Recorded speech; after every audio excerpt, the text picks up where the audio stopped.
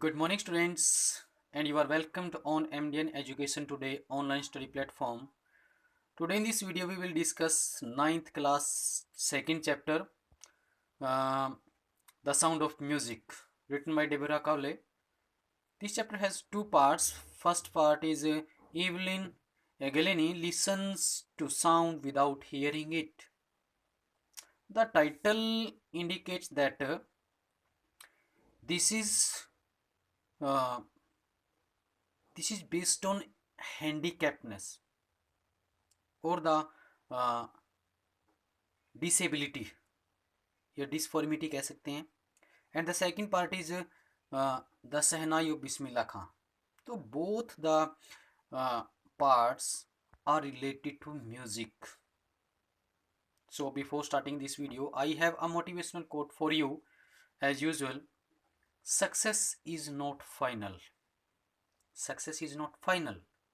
Failure is not fatal. It is the courage to continue that counts. So let's start this topic. The sound of music. Music की आवाज. Debra Kawale के द्वारा written है ये chapter और इस chapter के दो पार्ट हैं जैसे कि आप देख रहे हैं. Evelyn Glennie listens to sound without hearing it, मतलब बिना सुने आवाज को सुनना. ये कैसे हो सकता है बिना सुने? It is amazing, it is surprising too, मतलब ये कैसे हो सकता है? ओनली बाय सेंस, केवल सेंस के थ्रू. जिन लोगों को सुनाई नहीं देता, ना ही उनको दिखाई देता है, तो वो लोग क्या करते हैं? सेंस करते हैं. तो देखो ये चैप्टर हम, इसका जो फर्स्ट पार्ट है वो हम डिस्कस करेंगे इस वीडियो के अंदर. जो सेकंड पार्ट है द सहनाई ऑफ बिस्मिल्ला खां, वो हम नेक्स्ट वीडियो में डिस्कस करेंगे. और एक मोस्ट इम्पोर्टेंट थिंग आपके लिए कि जो भी आपको होमवर्क दिया जाता है उससे रिलेटेड यदि आपको कोई प्रॉब्लम फेस हो रही है तो आप कमेंट करें. और जैसे कि ये वीडियो समरी के ऊपर है, इसके बाद जो क्वेश्चन आंसर होंगे उनको डिस्कस किया जाएगा. Question with answer. ऐसे नहीं है भी क्वेश्चन सिर्फ क्वेश्चन आपको दे दिए जाएंगे होमवर्क के रूप में. नहीं, आप वीडियो को देखें, थोड़ा ध्यान से देखें. जैसे आपने इंग्लिश की वीडियो ढूंढनी है तो इंग्लिश टाइप करें, जैसे आपको पता है प्रोसीजर, इंग्लिश नाइन्थ क्लास. तो आपके सामने इंग्लिश के जो लेक्चर हैं वो सामने आ जाएंगे. फिर उसमें से आप सॉर्ट आउट कर लो भी कौन सी लिटरेचर के हैं, कौन से ग्रामर के हैं. उसके बेस पे आप अपना होमवर्क कर सकते हो. तो हाँ, नई शुरुआत है, थोड़ी प्रॉब्लम ज़रूर होती है, बट हमने इस प्रॉब्लम को दूर करना है, फेस करना है. कोई भी नई चीज़ होती है तो थोड़ी उसके साथ एडजस्टमेंट तो करनी पड़ती है. तो देखो, बट हम चैप्टर शुरू करते हैं. Summary of the chapter. तो सब कुछ आपको समरी से ही क्लियर हो जाएगा. The story begins with a description of a girl named Evelyn Galini amidst the crowded underground train platform who is nervous yet excited to feel the vibrations of the approaching train. मतलब ये जो कहानी है वो एक ऐसी लड़की का डिस्क्रिप्शन है. ये जो कहानी है वो एक ऐसे डिस्क्रिप्शन से शुरू होती है कि एक लड़की है जिसका नाम है इवलिन ग्लेनी, और जो कि एक क्राउडेड अंडरग्राउंड ट्रेन प्लेटफॉर्म पर खड़ी है, जो कि नर्वस है लेकिन एक्साइटेड भी है. क्यों? क्योंकि वो मतलब अप्रोचिंग ट्रेन, अप्रोचिंग मतलब आती हुई ट्रेन की वाइब्रेशंस को फील करती है. वो फील करती है तो मतलब क्या हुआ? उसको सुनाई नहीं देता. She was a deaf Scottish teenager who was going to attend her first day at the Royal Academy of Music in London. तो वो कहाँ खड़ी थी?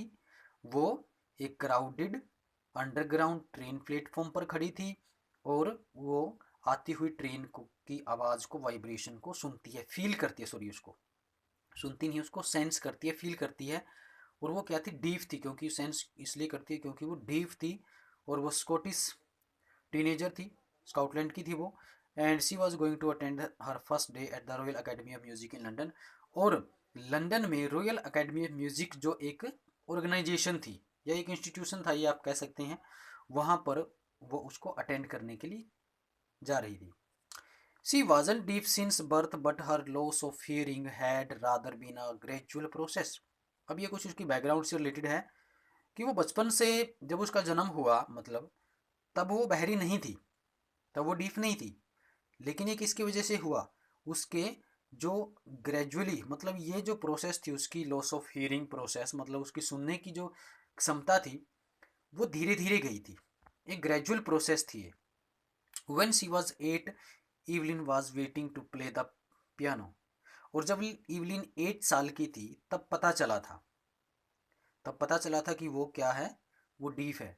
तो क्या हुआ, किस इंसिडेंट से पता चला था?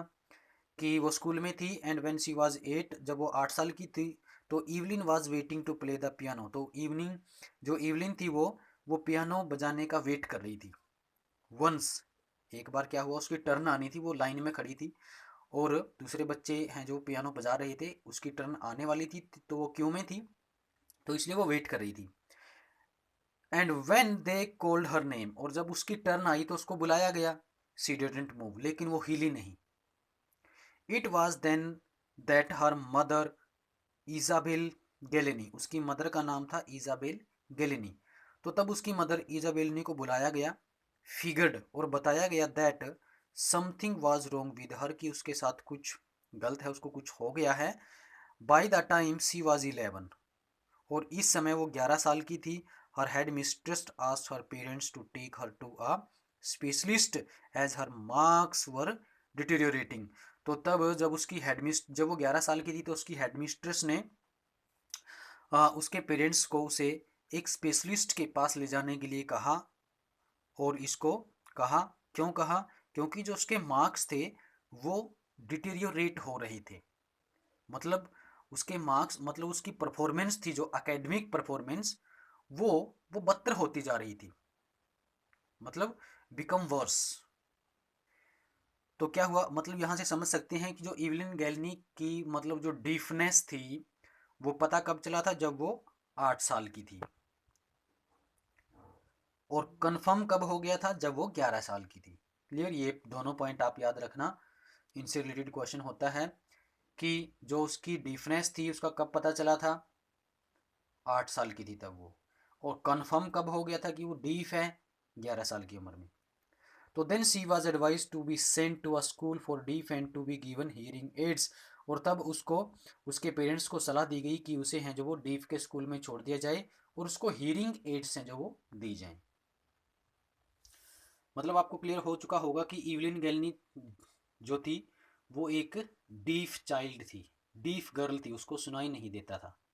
तो फिर वो म्यूजिक में कैसे इंटरेस्ट लेगी, म्यूजिक में कैसे वो पार्टिसिपेट कर सकती थी? तो आगे पढ़ते हैं, देखो। बट इवलिन आ wanted to live a normal life. और वो डीप थी, लेकिन उसका जो डिटर्मिनेशन था, जो करेज था, जो डिवोशन था, वो वो बहुत ज़्यादा दृढ़ था, हार्ड डिटर्मिनेशन था, फर्म डिटर्मिनेशन था। तो इवलिन है जो, वो एक नॉर्मल लाइफ जीना चाहती थी, and she had a sincere interest in music which got triggered when she noticed a girl playing the xylophone and made up her mind to play it.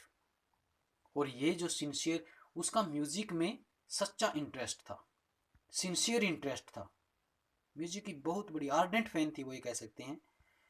Which got triggered, और वो तब तब सामने आया, कब? She noticed a girl playing, जब उसने एक लड़की को जाइलोफोन बजाते हुए देखा, एंड, और उसे बजाने का इरादा किया।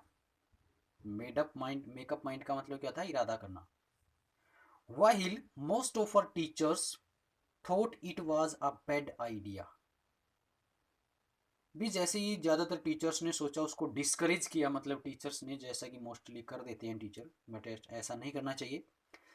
तो जो उसके टीचर्स थे उन्होंने ज़्यादातर ने क्या बोला कि ये तो बैड आइडिया है। भी जिस लड़की को सुनाई नहीं देता, जिस व्यक्ति को सुनाई ही नहीं देता, तो वो म्यूजिक को किस तरह से बजा सकता है, म्यूजिक को किस तरह से सुन सकता है? कोई तरीका ही नहीं है। लेकिन the percussionist Ron Fowers saw her potential and started teaching her by tuning two large drums to different notes. लेकिन जो परक्यूशनिस्ट थे, परक्यूशनिस्ट मतलब तबला वादक, ढोल बजाने वाले, ड्रम बजाने वाले, रोन फोबस उनका नाम था, जो उनके टीचर थे।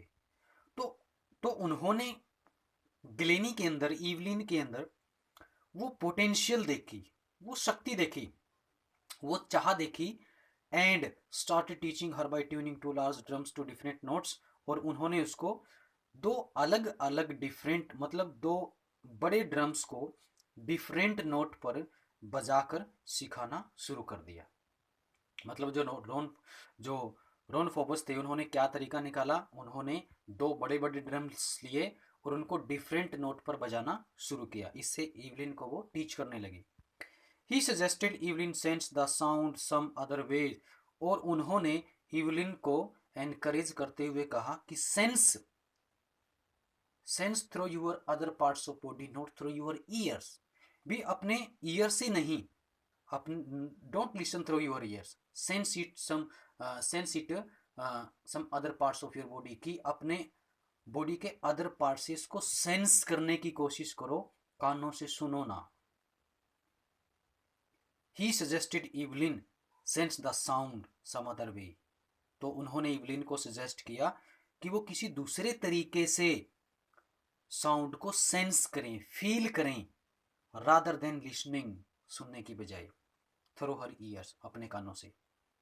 And suddenly Evelyn could sense herself feeling the higher drum from the waist up and the lower one from the waist down.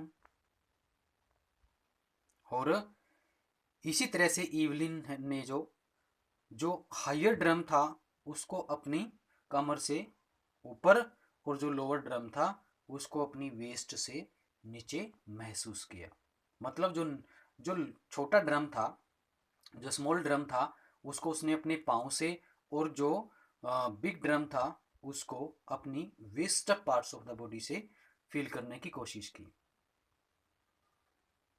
And Forbes repeated this exercise with her until Evelyn figured that she could sense certain notes and vibrations in different parts of her body.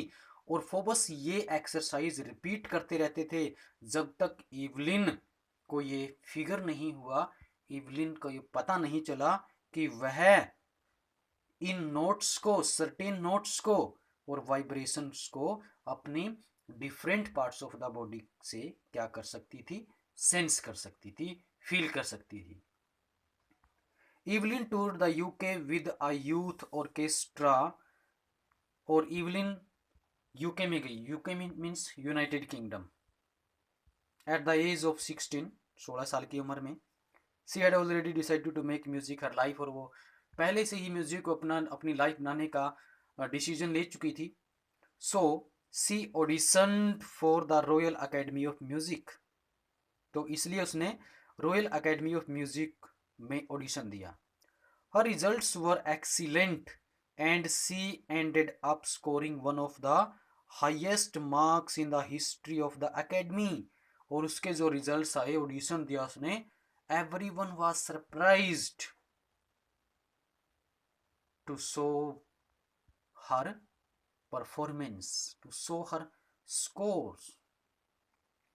मतलब जो royal academy of music थी उसकी history में भी ऐसा नहीं हुआ था, भी इतिहास में इतने ज़्यादा नंबर नहीं आए थे किसी भी स्टूडेंट के। तो उसका जो रिजल्ट था, उसकी जो परफॉर्मेंस थी, इतनी क्या थी, इतनी बेस्ट थी, इतनी जबरदस्त थी, इतनी आउटस्टैंडिंग थी। Later she move to solo performance and received most of the top awards. और बाद में वो सोलो परफॉर्मेंस की तरफ मूव हुई। पहले वो ऑर्केस्ट्रा के साथ जाती थी, ऑर्केस्ट्रा में गाती थी वो, मतलब जो म्यूजिक थी वो बजाती थी, लेकिन उसके बाद उसने सोलो परफॉर्मेंस करने का निश्चय लिया, मतलब वो अकेली ही परफॉर्म करेगी। और जब सोलो परफॉर्मेंस वो करने लगी तो उसको टॉप अवार्ड्स मिले। And the best part about her was that she never bragged about her achievements. तो सबसे बड़ी बात क्या थी, सबसे बड़ी बात ये थी कि बेस्ट पार्ट ये था कि उसने कभी भी अपनी अचीवमेंट के ऊपर घमंड नहीं किया। ब्रैग अबाउट का मतलब होता है बोस्ट, मतलब डिंग मारना। She believed that if someone worked hard and knew where he was going, वो विश्वास करती थी कि यदि कोई व्यक्ति हार्ड वर्क करता है और उसे पता है कि उसे कहाँ जाना है, मतलब वो उसका टारगेट क्या है, then he would definitely get there, तो वह निश्चित रूप से उस टारगेट को हासिल कर लेगा। This philosophy made her way right to the top, और इस फिलोसफी ऑफ लाइफ ने उसको टॉप पर पहुंचा दिया। It is definitely fascinating to see a person who can not hear function with such ease, और ये डेफिनेटली क्या था, फैसिनेटिंग था, अट्रैक्टेड था कि एक ऐसे व्यक्ति को देखना जो मतलब आसानी से जो कोई भी क्या कर सकता है, जो सुन नहीं सकता बट वो इतनी इतनी अच्छी तरह से कार्य कर सकता है, फंक्शन कर सकता है। Even express that men with bushy beards give her trouble, और इवलिन ने बताया कि एक व्यक्ति man with bushy trouble give her trouble, तो उसने उसको एक मतलब थोड़ी परेशानी दी। Because she does not only have to watch the lips, क्योंकि वो केवल लिप्स को ही नहीं देखती थी, टू फिगर आउट, मतलब उसको मतलब वो बोलते हुए होठों को ही नहीं देखती थी, वट पीपल आर सेइंग, कि जो लोग कह रहे थे, मतलब जो लोग कहते थे, वो होठों को क्या करती थी, ऑब्जर्व करती थी। जब वो लिप्स मूव करते थे तो उनको वो क्या करती थी, पढ़ लेती थी, मतलब समझ लेती थी क्या कह रहे हैं। But also the whole face particulars the eyes, बल्कि वो पूरे चेहरे को भी पढ़ती थी, वो सिर्फ होठों को हिलते हुए नहीं भी क्या कह रहे हैं ये महसूस नहीं करती थी, बल्कि वो पूरे चेहरे के एक्सप्रेशन को, उसके पोस्चर को समझ लेती थी भी क्या है, यहाँ तक कि आंखों को भी। And her speech was clear because she could her speech was clear because she could her till she was 11, और उसकी जो स्पीच थी वो इतनी क्लियर होती थी क्योंकि वो तब से कर रही थी जब से वो 11 साल की थी। And with her hard work, और अपनी हार्ड वर्क से she also manage to learn French and Japanese, तो उसने अपनी हार्ड वर्क से फ्रेंच और जापानीज भी सीख ली थी। She express that music pours in through every part of her body, और वो बताती हैं, उन्होंने बताया कि म्यूजिक जो था वो उनकी बॉडी के हर पार्ट में भरा हुआ था। By by leaning against the drums, drums पर जब वो झुकती थी, she can feel the resonance following into her body, तो वह जो रेजोनेंस होती थी, जो आवाज़ होती थी, उसको अपनी बॉडी के अंदर फ्लो करता हुआ महसूस करती थी। She can feel the vibrations passing through her feet, और वह अपने पाँव में वाइब्रेशंस को पास करते हुए फील कर सकती थी। And up her legs on a wooden platform, और लकड़ी से बने हुए जो प्लेटफॉर्म होता था वहाँ से अपने पाँव के थ्रू वो म्यूजिक को महसूस करती थी। इन 1991 Evelyn was awarded the Royal Philharmonic Society Soloist of the Year Award, और 1991 में इवलिन को फिलहार्मोनिक सोसाइटी की तरफ से सोलिस्ट ऑफ द ईयर का अवार्ड दिया गया। Percussionist James Blade said about her, she might be deaf but she can feel much more deeply than anyone else, that is why she can express music so beautifully, तो इसीलिए वो music को इतना beautiful तरीके से क्या कर सकती थी, एक्सप्रेस कर सकती थी। Evelyn confessed that she was always a workaholic, as often she had to work harder than classical musicians, तो इवलिन ने यह स्वीकार किया कि वो हमेशा क्या रही थी, वर्कaholic, जो कि अक्सर उसे हार्ड वर्क करना पड़ता था, इसकी अपेक्षा जो क्लासिकल म्यूजिशियंस होते थे उनकी अपेक्षा ज़्यादा हार्ड वर्क करना पड़ता था। But the rewards were extraordinary, लेकिन जो उसके रिवार्ड्स थे वो एक्स्ट्रा ऑर्डिनरी थे। In addition to regular concerts, और जो रेगुलर कंसर्ट्स वो करती थी उसके अलावा she also performed for free in hospitals and prisons, तो वो हॉस्पिटल्स और प्रिजन्स में फ्री परफॉर्म करती थी। She gave a lot of importance to classes for young musicians, और वो यंग म्यूजिशियंस के लिए जो क्लासेस अटेंड करनी होती थी उनको ज़्यादा इंपॉर्टेंस देती थी। And Richlin said that Evelyn is an inspiration for deaf children, and Richlin ने कहा कि एवलिन है जो वो वो डीफ चिल्ड्रन के लिए इंस्पिरेशन है। As seeing her shine made them believe that there is nothing that is impossible. तो इवलिन कहती थी if I can anyone can, if I can do this anyone can, तो कोई भी कर सकता है। तो इसलिए एंड रिचलिन ने कहा कि एवलिन इंस्पिरेशन रही किसके लिए, डीफ चिल्ड्रन के लिए। जैसा कि वो हर साइन, उसकी जो चमक थी, उससे पता चलता था कि there is nothing that is impossible, तो nothing is impossible. Evelyn Glennie brought Evelyn Glennie brought percussion to the in front of the orchestra and showed how it can be very touching. तो Evelyn Glenny जो orchestra के लिए percussion को लेके आई, तबले को लेके आई, उससे पहले तबले को ऑर्केस्ट्रा में यूज़ नहीं किया जाता था, और उसको दिखाया कि कितना टचिंग होता है। And on top of everything she has been an inspiration to the handicapped people। और ओवरऑल सबसे बड़ी जो बात देखी जाए तो वो ये थी कि वो हैंडीकैप्ड पीपल के लिए इंस्पिरेशन बन चुकी थी। And enormous pleasure to several people, और बहुत बड़ी लोगों के लिए, बहुत सारे लोगों के लिए वो बहुत बड़ी खुशी बन चुकी थी। तो ये थी जो the sound of music first part की जो ब्रीफ समरी है। आई होप जो क्वेश्चंस हैं उनको सोल्व करने में आपकी बहुत ज़्यादा हेल्प करेगी। सबसे पहले आप इसको रीड करें, समझें, उसके बाद नेक्स्ट वीडियो में हम इसके क्वेश्चन आंसर के साथ आएंगे। So have a good day, thank you very much.